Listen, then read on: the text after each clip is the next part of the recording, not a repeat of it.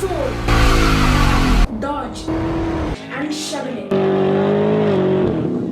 These are the only three car companies which makes muscle car, and that's all we know. But we don't know what is behind it, what is the history related to it, how a muscle car made, and what it takes to become a muscle car. So in this week's video, I'm going to be talking about that. And guys, note that this week's video is going to be like a part. There's going to be a part 1. This is the part 1 video, and there's going to be a part 2. And the part 3 is about comparing the Chevrolet Camaro, Ford Mustang and the Dodge Demon. So I'm going to be comparing all those threes, and I'm going to be taking the best, like giving award like 1, 2 and 3, developing on their performance, speed, aerodynamics, everything I'm going to be comparing. So that's going to be a part 3 video. So there are going to be 3 videos related to muscle cars, okay? So this is the part 1, and let's get into it. So my first question is that, what does it take to become a muscle car? What is a muscle car? What is the definition for it?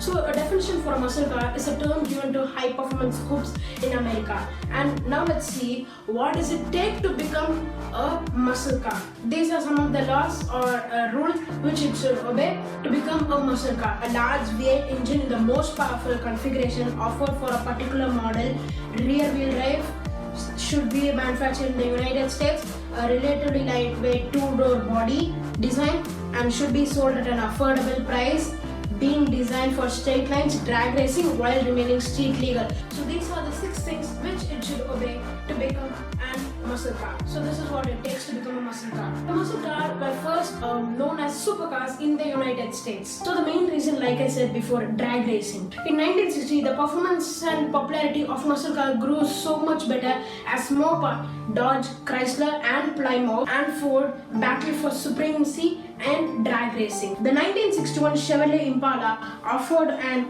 SS package for $53.80, guys.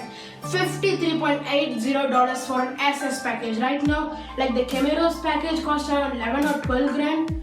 See, $53.80 at that time. It consisted of a 409 cubic inch 6.7 liter V8 engine producing 425 horsepower and upgraded brakes, tires and suspension. The 1962 Dodge Dart, nicknamed the Max Wedge, at the quarter mile under 13 seconds. 13 seconds, guys. I'm talking 13 seconds. The Ford installed 427 engine, the smaller and lighter Fairlane body, creating the Ford Thunderbolt. Just like my dog Bolt, who's so strong and the stock Thunderbolt couldn't do the quarter mile below 11.96. And the Ford Thunderbolt, just like the Bolt, did the stunning quarter mile under 11.96 seconds. It's hell of a fast, guys. So fast for those times. The Ford Thunderbolt was technically legal, okay?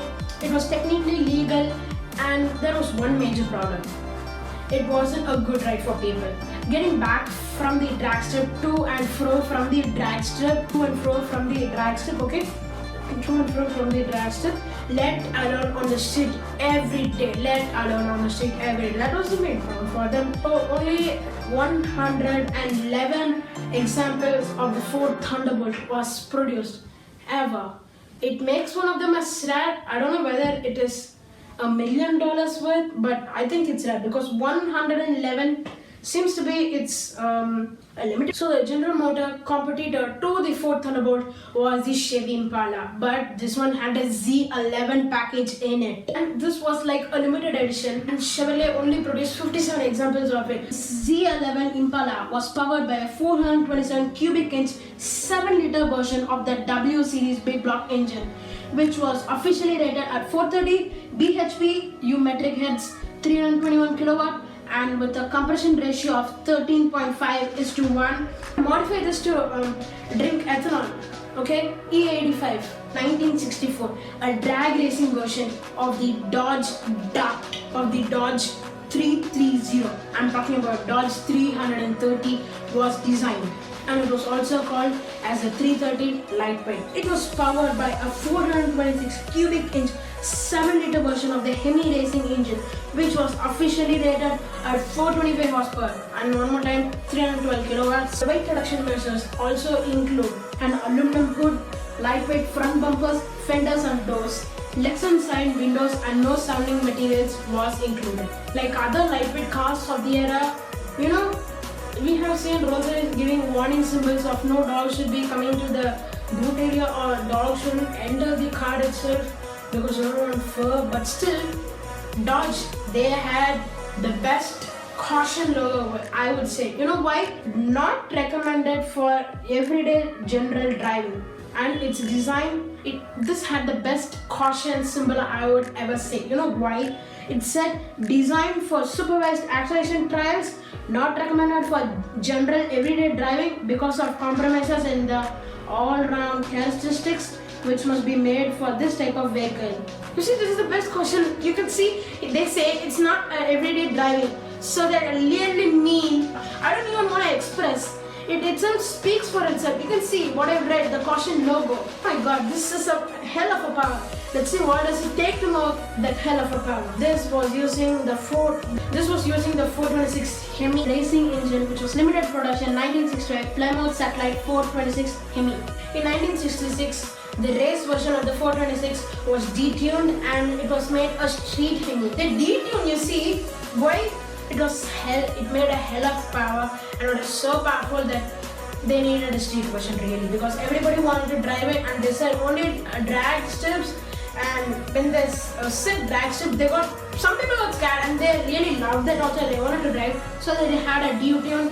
So the street Hemi with the size of 426 cubic inch and an official power rating of 425 bhp and 317 kilowatts of power. 1966 Plymouth 426 Hemi. Pontiac GTO, a car which was often known as a highly layerized muscle car of the era. Pontiac GTO was introduced in 1964 as an optional package for the intermediate Pontiac Tempest. GTO was developed by Pontiac Division President John DeLeon. 389 cubic inch 6.4 liter V8 engine producing 325 horsepower.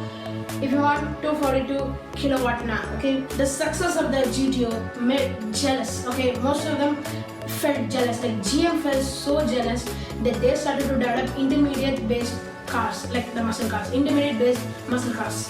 So after the jealousy, these are the models which came out of the factory. The 1964 Oldsmobile 442, the 1964 Chevrolet Chevelle SS, and the Buick Grand Sport. These are the cars which came after the jealousy of the GTO Pontiac. The AMC V8 engine was enlarged too, which produced 315 horsepower. The engine was used in the first 1966 GMC Rebel SST and AMC Javelin Go package and AMC AMX. The key appeal of the muscle cars that offered in the American culture was low in price, affordable, like most of the people bought it, and high-end performance. But as size and appointments and luxury keep on dramatically increased, engines had to be more powerful than before, and they had to increase the size of the engine to produce an equal amount of power which they expected. And since then, adding technologies and increasing the engine size increase the price of the car. You see, from $3,000. For example, the Ford Mustang was sold at $860 when it first launched, and right now it goes for $63,000, I guess so. It's expensive. You see, $880 to $63, around $60,000. You see a big difference because of technology, weight, engine development, R&D, many things. As a response to the rising price, cost, and weight, some muscle cars began to appear, like the 1967 Plymouth GTX, the 1968 Plymouth Roadrunner, and the 1968 Dodge Super Bee. So guys, that's it for the part 1 video, and the part 2 video is going to be the rest of this. So hope you like this video, and part 2 video is going to be later on after 2 days, I guess. The part 2 video will be launched after 2 or 3 days. Hope you like this video. Please consider subscribing to my channel and like this video. Share this video to all your friends, family, etc.